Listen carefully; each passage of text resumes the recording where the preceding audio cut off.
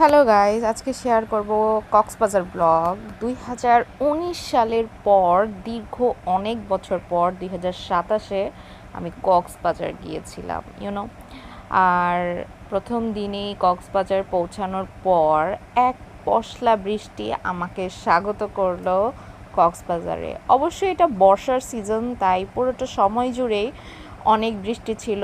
আর আমার ইচ্ছা ছিল বর্ষায় কীরকম দেখতে লাগে সমুদ্রকে, বৃষ্টি হলে সমুদ্রে কেমন দেখা যায় সেইটা দেখার ইচ্ছা ছিল আমার। সো ওইটার জন্যই চলে গেলাম, গিয়ে আমি চেঞ্জ করে সমুদ্র সৈকতে চলে গেছি।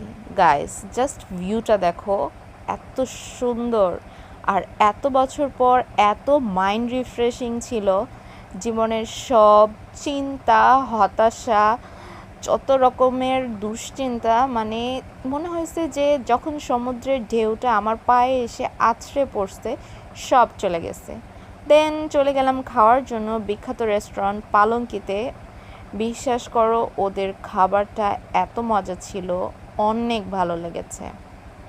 আমরা নিয়েছিলাম রূপচাঁদা ফ্রাই, কাঁকড়া ভুনা, ডাল আর লইটা ফ্রাইও নিয়েছিলাম। ওটা দিতে দেরি হয়েছিল তাই ওটা নেওয়া হয়নি। দেন সন্ধ্যাবেলা আমি আবারও বিচে গিয়েছিলাম।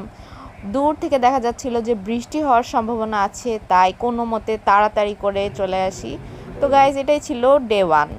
বর্ষাকালে আসলে সমুদ্র অসাধারণ লাগে দেখতে।